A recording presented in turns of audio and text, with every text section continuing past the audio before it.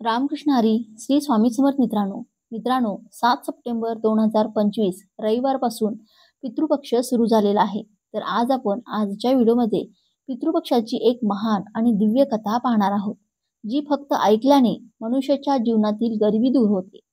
पितृपक्ष हा भाद्रपद पौर्णिमेनंतर सुरू होणारा कृष्ण पक्ष आहे, ज्यामध्ये 15 दिवस आपल्या दिवंगत पूर्वजांना श्राद्ध आणि तर्पण अर्पण केले जाते.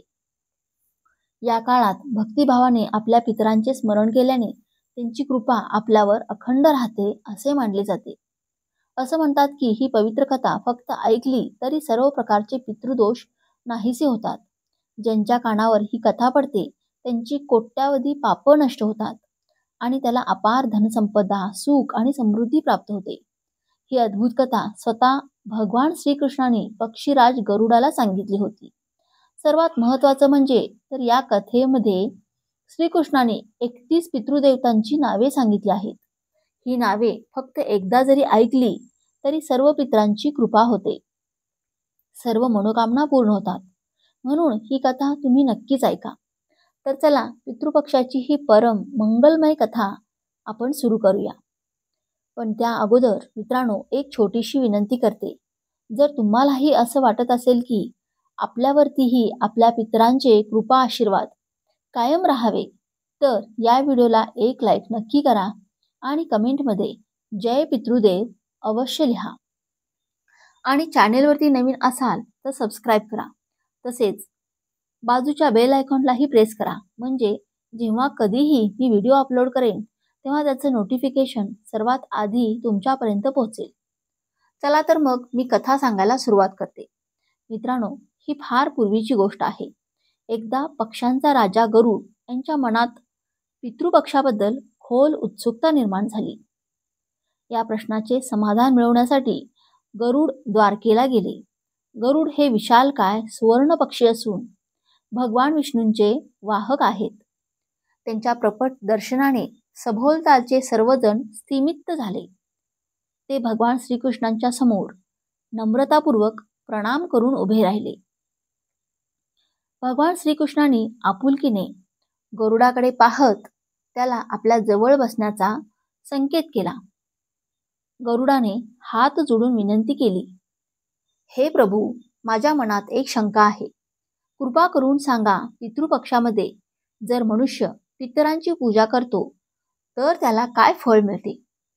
या पवित्र दिवसांमध्ये पितरांना प्रसन्न करण्यासाठी कोणकोणते उपाय करावेत? भगवान श्रीकृष्ण स्मित हास्य करत म्हणाले, हे गरुड, तू अतिशय उत्तम प्रश्न विचारलास. खरंच तुझ्या या प्रश्नात संपूर्ण मानवजातीचे कल्याण दडलं आहे. जो मनुष्य श्रद्धेने पितरांना तृप्त करतो त्याचे सर्व दुःख आणि दोष आपोआप नष्ट होतात. पितरांची पूजा केल्याने मनुष्याला आपल्या पूर्वजांचे आशीर्वाद मिळतात. जो आपल्या पितरांना भक्तिभावाने अन्नजल अर्पण करून त्यांचे ऋण फेडतो त्याला या जन्मी तसेच पुढील जन्मातही उत्तम फळाची प्राप्ती होते. या संदर्भात एक प्राचीन कथा सांगितली जाते, जी मी आज तुला सांगतो. लक्ष देऊन ऐक. जो कोणी श्रद्धेने ही कथा ऐकतो आणि इतरांनाही सांगतो त्याचे समस्त पितृदोष नष्ट होतात आणि त्याच्यावर सदैव पितरांची कृपा राहते. गरुड उत्सुकतेने म्हणाला, हे प्रभू, आपल्या श्रीमुखातून ही मंगलमय कथा ऐकण्यासाठी मी अत्यंत आतुर आहे. कृपा करून मला ही कथा सविस्तर सांगा. मी नक्की ही पवित्र कथा जनजनांपर्यंत पोहोचवीन. खूप वर्षापूर्वी रुची नावाचे एक पराक्रमी राजा होते. राजा रुची यांनी एके दिवशी संसारातील सर्व मायामोह त्यागण्याचा निर्णय घेतला. त्यांनी आपलं संपूर्ण राज्य, प्रचंड धनदौलत आणि सगळी एक सुख सोडून दिली आणि वैराग्य धारण केलं. निर्मोही होऊन त्यांनी ब्रह्मचर्याचा स्वीकार केला आणि तपस्वी जीवन जगू लागले. राजा रुची घरदार सोडून वनात एका साधूप्रमाणे विचरण करू लागले. ते दिवसातून फक्त एकदाच अल्प अन्न ग्रहण करत आणि बाकीचा सारा वेळ प्रभुचिंतन व कठोर तपस्येत घालवत होते. राजा रुची यांचे हे थोर त्यागमय जीवन पाहून स्वर्गलोकात विराजमान त्यांच्या पितरांना मोठी चिंता वाटू लागली. आपल्या वंशजाने संसार त्यागून संन्यासी जीवन स्वीकारल्याचे पाहून त्यांचे दिवंगत पूर्वज व्यथित झाले. आपला वंशज विवाहित नसेल तर वंशाची परंपरा इथेच संपुष्टात येईल. या भीतीने पितर व्याकुळ झाले. ते विचार करू लागले की जर रुचीने कधी विवाहच केला नाही आणि संततीची उत्पत्ती झाली नाही तर त्याच्या कुळाची परंपरा इथेच थांबेल. मग पुढे पितरांना पिंडदान आणि श्राद्ध कर्म कोण करणार? या आशंकेने अस्वस्थ होऊन पितरांनी निश्चय केला की त्यांनाच स्वतः पृथ्वीवर जाऊन आपल्या वंशजाला समज देणे भाग आहे, जेणेकरून तो वैराग्य सोडून गृहस्थ जीवन स्वीकारेल. काही दिवसांनी एके दिवशी ऋषी बनलेले राजा रुची वनातील एकांतात तपस्येत मग्न होते. त्याच वेळी अचानक एकटे तेजस्वी प्रकाश तिथे प्रकट झाला आणि 4 दिव्य पुरुष त्यातून अवतरले. त्या अलौकिक तेजस्वी आत्म्यांना पाहताच ऋषी रुची तंद्री भंग पावली आणि त्यांनी आश्चर्यचकित होऊन डोळे उघडले. समोर अशा अद्भुत आगंतुकांना पाहून ते तात्काळ उठून उभे राहिले आणि आदराने त्यांच्या चरणी दंडवत घातला. रुची यांनी विनम्र स्वरात विचारले, हे महान आत्म्यांनो, आपण कोण आहात आणि आज माझ्यासमोर प्रकट होण्याचं कारण काय आहे? त्यांच्यातील एक दिव्य पुरुष मधुर स्वरात म्हणाले, वत्सूची, आम्ही तुझे पितर आहोत, म्हणजेच तुझे पूर्वज. तुझं वर्तमान आचरण पाहून आम्ही अत्यंत दुःखी झालो आहोत, म्हणून तुला चेतावण्यासाठी आलो आहोत.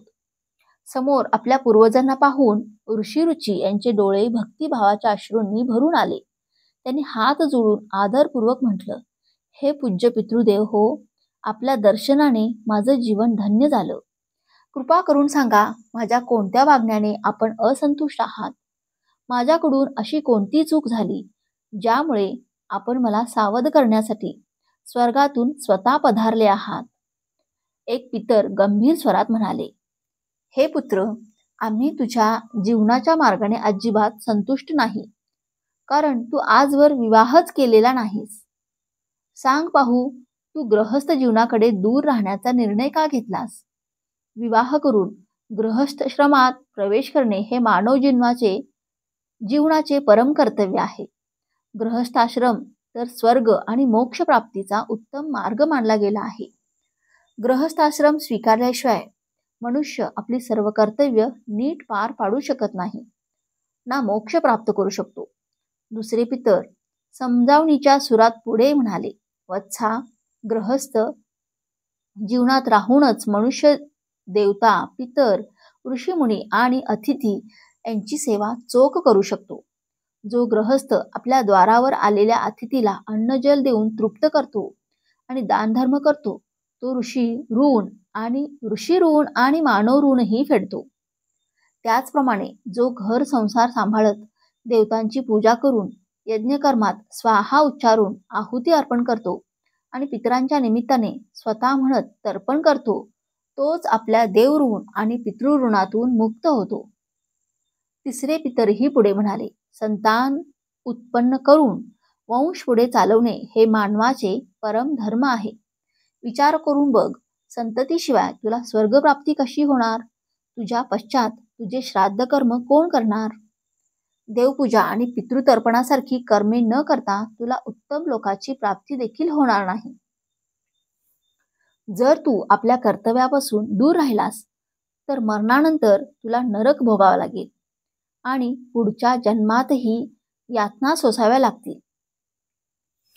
पितरांच्या ह्या तर्कयुक्त वचनाने ऋषी रुचीची काही काळ निरुत्तर झाले. थोडा विचार करून त्यांनी हळू स्वरात उत्तर दिले, हे माझ्या पूज्य पूर्वजांनो, मी आपली चिंता पूर्णपणे समजू शकतो, पण कृपा करून माझंही म्हणणं ऐका. माझ्या मते संसारातील विवाहाचं बंधन मनुष्यासाठी अनेक दुःखांना कारणीभूत ठरतो. गृहस्थ जीवनात पाऊल टाकताच मोहमायेचं जाळ मनुष्याला वेढून टाकतं आणि तो नकळत नव्या कर्मांना प्रवृत्त होऊ लागतो. या विचारानेच मी आयुष्यभर अविवाहित राहण्याचा संकल्प केला आहे. मला वाटतं की स्त्री संग केल्यास मन आणि इंद्रियांवर ताबा ठेवणं कठीण होऊन बसतं. ज्यामुळे आत्मिक शांती भंग पावते. जो मनुष्य ब्रह्मचर्याचे पालन करून दररोज शास्त्रांचा अभ्यास करतो आणि ज्ञानरूपी अमृताने आपल्या आत्म्याला निर्मळ करतो, तोच खरा प्रशंसनीय आहे. म्हणूनच मी माझ्या इंद्रियांना वश ठेवतो, ज्ञान मार्गाचा अवलंब करण्याचं ठरवलं आहे, जेणेकरून माझी आत्मा संसाराच्या बंधनापासून दूर राहू शकेल. पितृगण काही क्षण शांत राहिले. मग एक पितर धीर गंभीर आवाजात बोलले, वत्सा, इंद्रिय निग्रह आणि आत्मशुद्धीबद्दल तू बरोबर बोललास.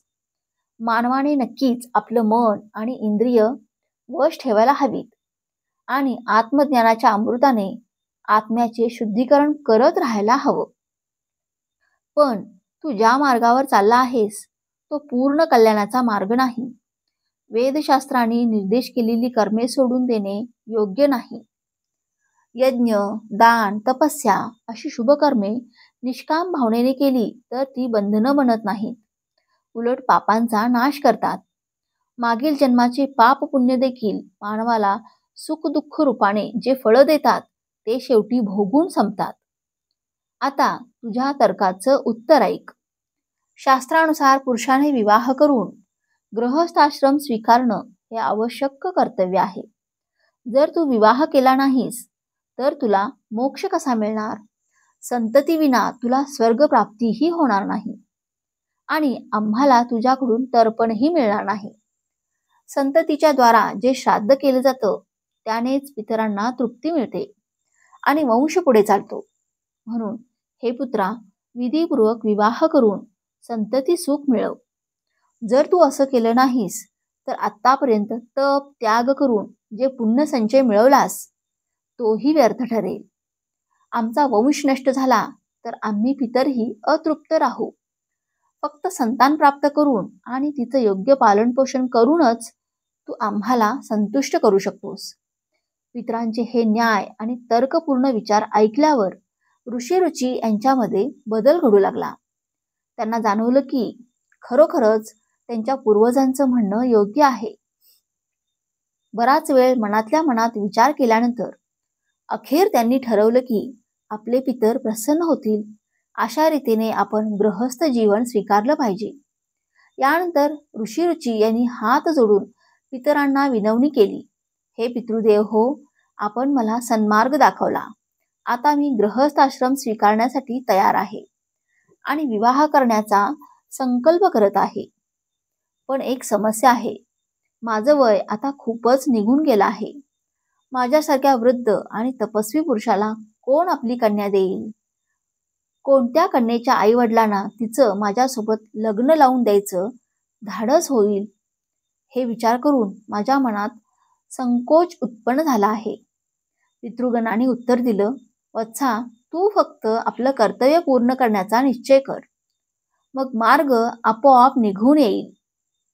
जर तू आमचं म्हणणं पाळलं नाहीस तर आम्हा पितरांचा पतन ठरलेलाच आहे आणि तुझी सुद्धा अधोगती निश्चित आहे. कन्या कोण देईल असा विचार करू नकोस. लक्षात ठेव, जे आपल्या कर्तव्याच्या पालनासाठी तत्पर असतात त्यांना परमेश्वर देखील मदत करतो. इतकं म्हणताच चारही दिव्य पितर एका क्षणात अदृश्य झाले. पितर अंतर्धान होताच ऋषी वनात एकटे उभे राहिले. आता त्यांच्यासमोर सर्वात मोठं आवाहन होतं स्वतःसाठी एक योग्य जीवनसाथी शोधण्याचं. त्यांनी विवाह करण्याचा संकल्प केला खरा, पण त्यांच्या मनात शंका आणि चिंता दाटून आल्या की हे कार्य पूर्ण होणार तरी कसं? ऋषी यांनी अनेक ठिकाणी भ्रमण करून स्वतःसाठी वधू शोधण्याचा आटोकाट प्रयत्न केला. ते अनेक ऋषी मुनींच्या आश्रमात आणि दूरवरच्या गावानगरांमध्येही जाऊन शोध घेत. पण जिकडे तिकडे त्यांनी प्रस्ताव पाठवला तिथून त्यांना नम्रतापूर्वक नकार घंटाच मिळाली.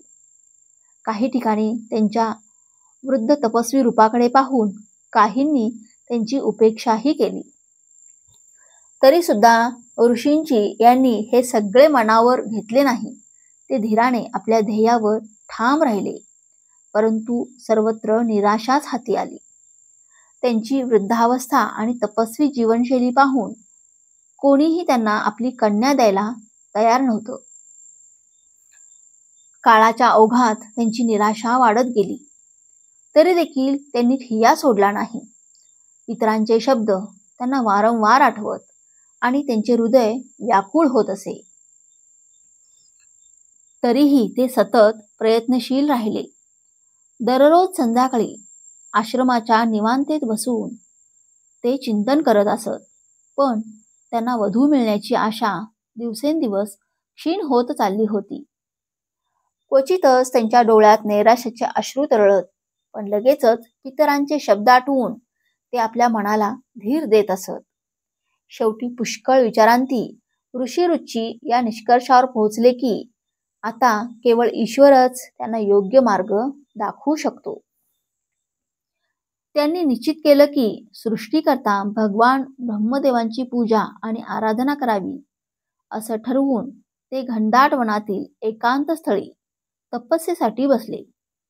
ऋषीरुची यांनी दृढ संकल्पाने कठोर तप आरंभ केलं. दिवसागणिक त्यांची तपस्या अधिक उग्र होत गेली. अखंड 100 वर्ष त्यांनी घोर तप साधना करून आपलं शरीर अग्नीप्रमाणे तळपवलं. त्यांच्या तपोबलाच्या ज्वालांनी देवलोकही कंपित होऊ लागला. दीर्घ तपस्येमुळे रुची यांचे शरीर अत्यंत कृश झाले होते. त्यांची जटाजूट वाढून खांद्यापर्यंत आली होती आणि तपस्येच्या तेजाने त्यांच्या मुखावर अद्भुत कांती झळकत होती. अंततः त्यांच्या घोर तपस्येने प्रसन्न होऊन जगतपिता ब्रह्मदेव प्रकट झाले. 4 मुख असलेले ब्रह्मदेव आपल्या पूर्ण दिव्य तेजाने प्रकट होताच संपूर्ण वन प्रकाशमान झालं. ब्रह्मदेवांचे दर्शन होताच ऋषीरुची आनंदाश्रूंनी भावविभोवळ झाले आणि ते तत्पर उठून आदरपूर्वक ब्रह्मदेवांना दंडवत प्रणाम केला. ब्रह्मदेव प्रसन्न होऊन म्हणाले, हे रुची, तुझ्या तपश्चर्येने मी संतुष्ट झालो आहे. तुझी साधना आणि धैर्य खरंच अनुकरणीय आहे. सांग वत्सा, तुझी काय इच्छा आहे? जे काही तुझ्या हृदयात आहे ते निसंकोचपणे सांग. मी तुझी मनोकामना पूर्ण करेन. भगवान ब्रह्मदेवांचे मधुर वचन कानावर पडताच ऋषीरुची यांचे हृदय कृतज्ञतेने भरून आलं. त्यांच्या डोळ्यात आनंदाश्रू तरळले. त्यांनी हात जोडून विनयपूर्वक म्हणाले, हे जगतपिता, तुमच्या दर्शनानेच माझं जीवन सफल झालं. माझ्या पितरांनी मला वंश पुढे चालवण्यासाठी संतती उत्पन्न करण्यास सांगितलं आहे, पण अद्याप मला सुयोग्य वधू मिळाली नाही. सारे प्रयत्न अयशस्वी ठरले आहेत. कृपा करून आपणच काही उपाय सुचवा किंवा स्वतःच मला एखादी सुपात्र कन्या प्रदान करा, ज्याच्याशी विवाह करून मला उत्तम संतती प्राप्त होऊ शकेल. ब्रह्मदेव हसून म्हणाले, हे ऋषीवर, तुझे पितरांनी दाखवलेला मार्ग योग्यच आहे. तू निर्धास्त राहा. तुला लवकरच एक आदर्श पत्नी लाभेल. लक्षात ठेव, पुढे जाऊन तू स्वतः प्रजापती पद भूषवशील आणि तुझ्यापासून असंख्य प्रजेचे पालन पोषण होईल. आता मी तुला एक उपाय सांगतो. तो मनोभावे आपल्या पितरांची विधीपूर्वक पूजा कर. श्राद्ध आणि तर्पणाद्वारे आपल्या पितरांना प्रसन्न कर. ते प्रसन्न होऊन तुझी ही मनस्वी इच्छा निश्चितच पूर्ण करतील आणि तुला उत्तम गुणांची पत्नी लाभेल. असं म्हणून भगवान ब्रह्मदेव अंतर्धान पावले. ब्रह्मदेवांच्या कृपादृष्टीने ऋषीरुचींच्या मनात नवीन आशा संचारली होती. त्यांनी तत्क्षणी पूर्ण श्रद्धेने आपल्या पितरांच्या पूजाविधींना प्रारंभ केला. ऋषीरुची जवळच प्रवाहित होणाऱ्या एका पवित्र नदीच्या तीरावर गेले. सकाळची वेळ होती. हलका वारा वाहत होता आणि त्या नदीचे निर्मळ जल कोवळ्या सूर्यप्रकाशात चमकत होते. तिथे त्यांनी स्नान करून स्वच्छ वस्त्र परिधान केलं. मग त्यांनी शांत चित्ताने कुशाचं आसन अंथरलं आणि आपल्या पितरांच्या निमित्ताने तर्पण विधी सुरू केला. त्यांनी अंजलीत पाणी भरून सूर्यदेवाच्या दिशेने तोंड करून मंत्रोच्चारासह ते जल अर्पण केलं आणि पितरांचे आवाहन केलं. त्यानंतर एकाग्र चित्ताने बसून त्यांनी पितृदेवतांच्या महिमेचं स्तवन सुरू केलं. श्रीकृष्ण गरुडाला म्हणाले, हे गरुड महात्मा, रुची यांनी त्यावेळी पितरांची जी स्तुती गायली ती प्रत्येकाने ध्यानपूर्वक ऐकावी. असं म्हणतात की या स्तुतीचं केवळ श्रवण केल्याने सर्व दुःख आणि दोष नाहीसे होतात. जो कोणी तो एकदाही ऐकतो त्याची अनेक पापं नष्ट होतात आणि त्याला पितरांचे आशीर्वाद लाभतात. त्यामुळे तूही मन लावून ही स्तुती ऐक, तेव्हाच या कथेला पूर्ण फळ मिळेल. ऋषिरुची यांनी हात जोडून आकाशाकडे पाहत भक्तिभावाने प्रार्थना सुरू केली. जे अधिदेवतेच्या रूपात सर्वत्र विद्यमान आहेत आणि ज्यांना श्राद्धाच्या वेळी देवतांच्या माध्यमातून स्वतः उच्चारून तृप्त केलं जातं, त्या सर्व पितृगणांना माझा कोटी कोटी प्रणाम. जे पितृगण अग्निश्वात, बरहिषद, आजब आणि सोमक म्हणून ओळखले जातात, ते सर्व माझ्या विधीपूर्वक अर्पण केलेल्या श्राद्धाने संतुष्ट होत. अग्निश्वत पितर माझी पूर्व दिशेने सदैव रक्षा करो. बहिष पितर माझी दक्षिण दिशेने सदैव रक्षा करो. आज पितर पश्चिम दिशेने आणि सोम पितर उत्तरेने माझं रक्षण करो. समस्त पितृदेव आमच्यावर कृपा करोत आणि आम्हाला राक्षस, भूत, प्रेत, पिशाच इत्यादी दुष्टशक्तीच्या प्रभावापासून सदैव सुरक्षित ठेवोत. विश्वभूक आराध्य धर्म धान्य शुभानन भूतीद भूतीकृत आणि भूती अशा 9 प्रकारच्या पितरांचे कल्याण आणि कल्याकर्ता, कल्यातराश्रय, कल्याता, हेतू व अनग अशा 6 प्रकारच्या आणि वरेण्य, वरद, तुष्टीद, पुष्टीद, विश्वपात आणि धाता अशा 7 प्रकारच्या सर्व पापांचे नाश करणारे जे महात्मा, महिमावान आणि महाबल अशा 5 प्रकारच्या तसेच सुख, धन, धर्म आणि भूतीत असे 4 प्रकारचे पितृगण यांच्या रूपाने या जगतात मिळून एकूण 31 प्रकारचे जे पितृगण विराजमान आहेत, मी त्या सर्व पितरांना वंदन करतो.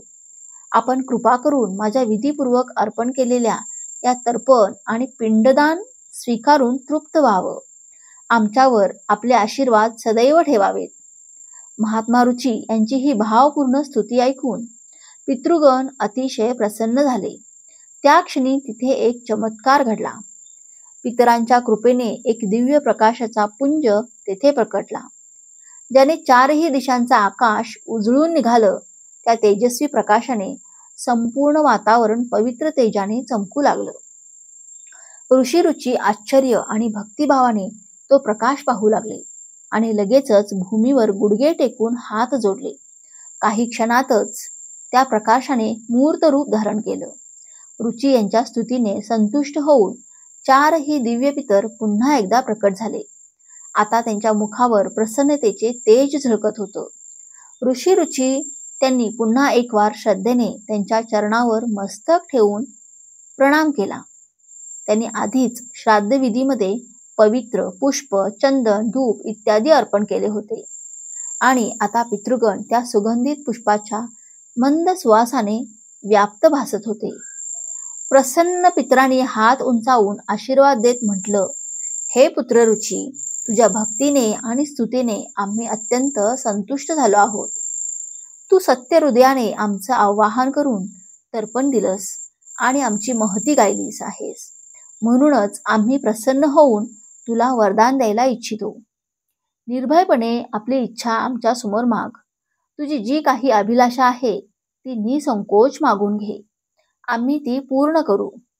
ऋषिरुची यांनी विनम्रतेने मस्तक झुकवून उत्तर दिलं, हे पितृदेव हो, आपण माझ्यावर अनंत कृपा केली आहे की आपण माझ्यावर प्रसन्न आहात.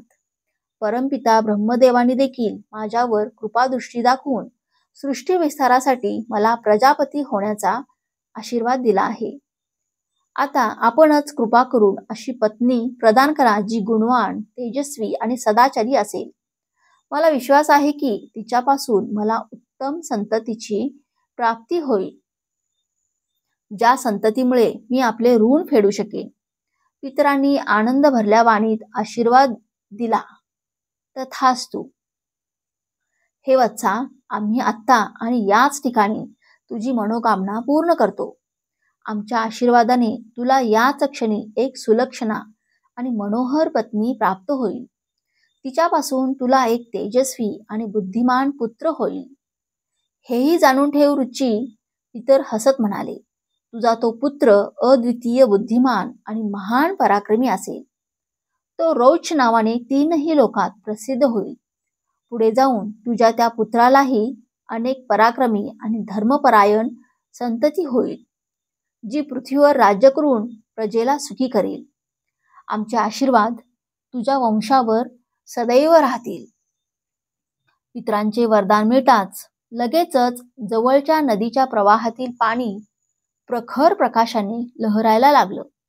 त्या तेजोमय प्रकाशाच्या माध्यमातून एक दिव्य स्त्री प्रकट झाली, जिचा अवतार अद्भुत तेजस्वी होता. ही स्वर्गलोकातील अप्सरा प्रमलोचा होती आणि तिच्यासोबत एक अतिसुंदर तरुणी उभी होती. प्रमलोचाने मधुर स्मित करत महर्षी ऋषींना उद्देशून म्हटलं, हे तपोनिष्ठ ऋषी, मी स्वर्गीय अप्सरा प्रमलोचा आहे. समुद्रदेव वरुण यांचे पुत्र महर्षी पुष्कर यांच्या संघातून मला ही अनुपम सुंदर कन्या प्राप्त झाली आहे.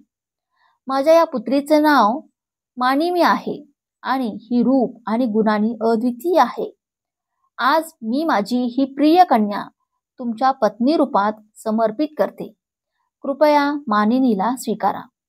यामुळे आपल्याला एक अत्यंत तेजस्वी पुत्र होईल, जो मनु नावाने विख्यात होईल. अप्सरेचे वचन कानावर पडताच ऋषी रुची यांचे हृदय कृतार्थतेने भरून आलं. त्यांनी पितृगणांना आणि प्रमलोचेला आदरपूर्वक प्रणाम केले आणि मानिनीला हर्षभारित हृदयाने पत्नी म्हणून स्वीकारलं. पितरांच्या आशीर्वादाने तेथेच ऋषी रुची आणि मानिनी यांचा विधिवत विवाह संपन्न झाला. देवतांनी प्रसन्न होऊन पुष्पवृष्टी केली आणि वरवधूला शुभ आशीर्वाद दिले. प्रमलोचाने आपल्या लाडक्या कन्येला आलिंगन देऊन निरोप दिला आणि पितृगण देखील वरवधूला आशीर्वाद देऊन आपल्या लोकांकडे परतले. काही काळानंतर मानिनीने एक परम तेजस्वी पुत्राला जन्म दिला, ज्याचे नाव मनु म्हणजेच रौच ठेवण्यात आलं. त्या बालकाने तरुण वयातच आपल्या अपूर्व बुद्धिमत्ता आणि महान पराक्रमाने तिन्ही लोकात आपल्या कुलाची कीर्ती पसरवली आणि वंशाचा गौरव वाढवला. अशा रीतीने राजा रुची यांचा वंश पुनर्जीवित झाला आणि त्यांचे पितर पूर्णतः तृप्त व संतुष्ट झाले. कथा संपताच गरुड भाविभूर झाला. त्याच्या डोळ्यात आनंदाश्रू तरळले. त्याने भगवान श्रीकृष्णांना पुन्हा नम्रतापूर्वक वंदन केले आणि म्हणाला, हे प्रभू, आपल्या कृपेने मला पितृपक्षाचे खरे महत्त्व उमगले. या दिव्य कथेमुळे माझे हृदय श्रद्धेने आणि भावनेने भरून आला आहे. आता पितृपक्षात मी नक्कीच श्रद्धेने आपल्या पितरांची पूजा करून त्यांच्या आशीर्वादाची प्राप्ती करेन. श्रीकृष्णाने प्रसन्न हसत गरुडावर कृपादृष्टी केली. जशी पक्षीराज गरुडाला या कथेतून प्रेरणा मिळाली, तशीच आपण सर्वांनीही या कथेतून शिकून पितृपक्षात आपल्या पितरांची श्रद्धेने पूजा केली पाहिजे. आपल्या पूर्वजांचे आशीर्वाद हे आपल्या आयुष्याचा अमूल्य ठेवा आहे. त्यामुळे या पवित्र काळात त्यांच्या स्मृतींना उजाळा देऊन प्रेमाने तर्पण अर्पण करावं. मित्रांनो, या कथेतून आपण स्पष्ट पाहतो की पितरांची पूजा आणि श्राद्ध कर्माला आपल्या आयुष्यात अत्यंत महत्त्व आहे. पितृपक्षाच्या काळात आपल्याला आपल्या दिवंगत पूर्वजांचं श्रद्धापूर्वक स्मरण करून त्यांना तर्पण अर्पण केलं पाहिजे, जेणेकरून पितर प्रसन्न होऊन आपल्याला आशीर्वाद देतात आणि जीवनातील अनेक संकट दूर करतात. हीच ती पितृपक्षाची दिव्य कथा, जी भगवान श्रीकृष्णाने पक्षीराज गरुडाला कथन केली होती. या कथेचे श्रवण केल्याने सर्व पितृदोष दूर होतात आणि कुटुंबात सुख समृद्धी नांदते. आशा आहे की तुम्हाला ही कथा ऐकून आनंद आणि प्रेरणा मिळाली असेल. पितरांची कृपा आपणा सर्वांवर सदैव राहो, अशीच मी प्रार्थना करते. तर मित्रांनो, ही कथा आवडली असेल आणि या पितृपक्ष कथेतून तुम्हाला प्रेरणा मिळाली असेल तर कमेंट करून आम्हाला नक्की सांगा. आणि व्हिडिओ आवडला असेल, व्हिडिओला एक लाईक नक्की करा, कारण तुमचे एक लाईक आम्हाला प्रोत्साहन देते. कारण असेच माहितीपूर्ण व्हिडिओ तुमच्यापर्यंत पोहोचवण्यासाठी. तसेच कमेंट्समध्ये आपल्या पितृदेवांचा जय जयकार, जय पितृदेव असे लिहून करा. आणि हो, चॅनेलवरती नवीन असाल तर सबस्क्राईब करायला विसरू नका. धन्यवाद. श्री स्वामी समर्थ.